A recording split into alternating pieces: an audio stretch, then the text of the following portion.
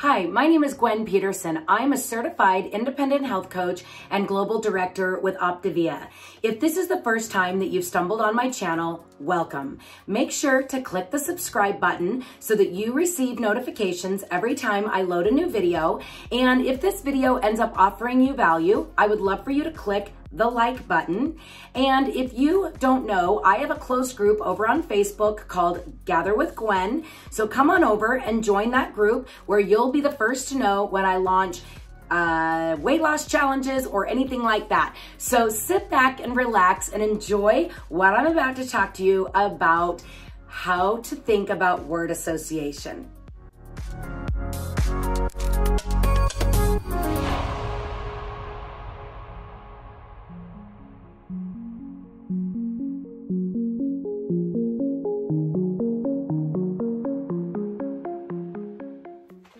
All right, you guys, I have a little worksheet for you guys to work on. And what I need you to do is get a piece of paper. So pause this video, get a paper and a pencil, and then come on back. What I want you to do, and I'll show you mine so you can see, I need you to do 4 squares.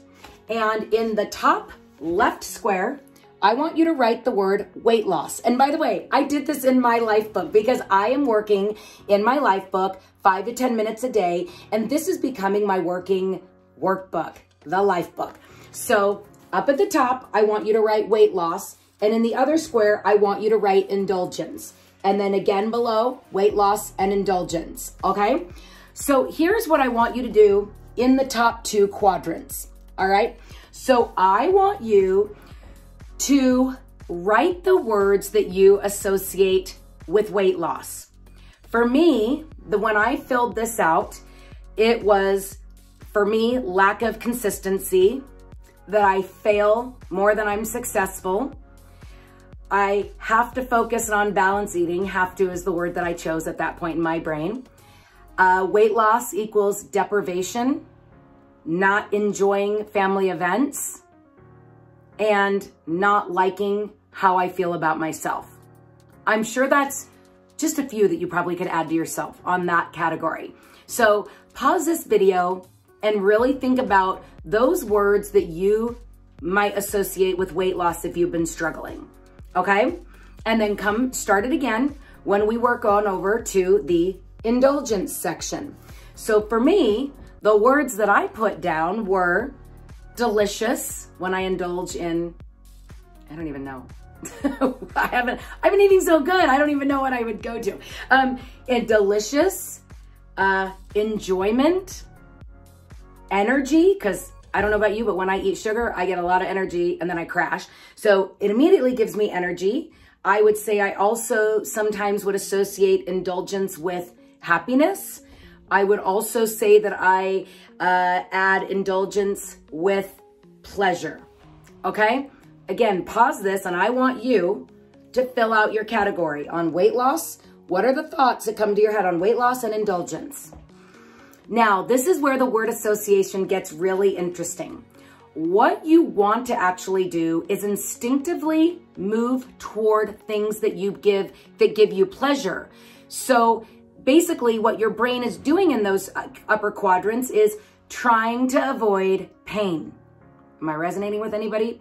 And that's when it's like you need a pep talk where you ate perfect all day long and then at 4 in the afternoon, you just ate random food. Put ate random food in the comments if that's you, if that's you. Okay, so now we're gonna flip these words to the positive category. So under weight loss, let's talk about what's positive about weight loss. Energy, looking healthy. If I have weight loss, I am happy, I feel good, and weight loss is not hard. That's what I want out of weight loss, okay? Those are the positive words. Over indulgence, this is what you get to think about. What has held you back or robbed you from happiness? When I indulge, instead of it being positive, delicious enjoyment, energy, what's the negative to when you indulge or indulge? You don't look good, you're frustrated, You're angry with yourself. You feel like a failure. Isn't it interesting when you put a negative versus a positive spin, how the same words mean something completely different? I really want you to do this and come back to this over and over and keep filling in words that come to your brain in those categories. And you get to choose spending more time with those positive associations. Those get to be the most dominant thing in your mind, because where you focus, energy flows. We know that, right? So focus normally focuses on obstacles. Am I the only one? Right? That you focus on all the problems and obstacles more than the positive. Where, your negatives are, I'm too busy, my metabolism's slow, or I might just have to accept being fat or overweight or whatever your dialogue is, right? If that's where your focus is, that's what you're going to be thinking about all the time. So when you are arguing for your limitations, you get to keep those, and they keep serving you and keep showing up with you not being able to stay healthy, right? So don't focus on why you can't. Focus on why you can. And I want you to start working on replacing all of those pre-programmed thoughts about weight loss and indulgence. And talk about, like, I'm proud of myself for moving. I'm happy that I just ate healthy. Think about all of this in your favor instead of in the negative. So here's what I want to follow up with. If you are not working in this life book, you have no idea what's really going on in your brain.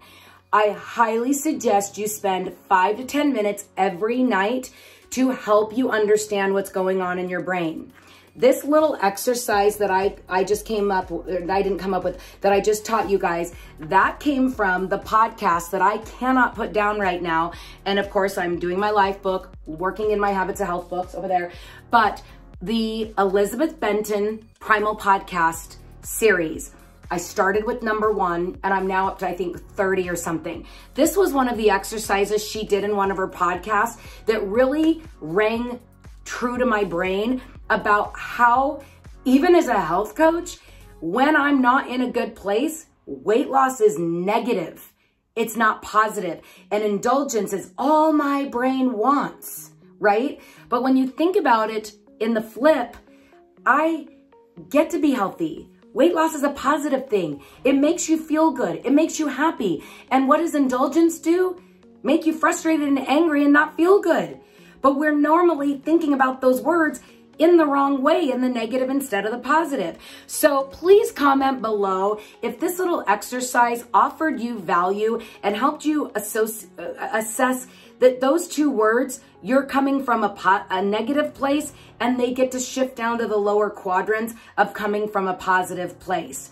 So anyway, if you haven't already liked this video, please like the video so it'll show up in other people's feeds. Then if you haven't already subscribed to my channel, click the subscribe button so that you will be notified every time that I do a video. And then if you have not already joined my Gather with Gwen group over on Facebook, the link is below in the About section. And then, like I say in all my videos, and this is what I say to my clients, is the key to success in life and health is just don't quit. So guys, don't quit. Keep moving the needle forward on your health. Bye, guys.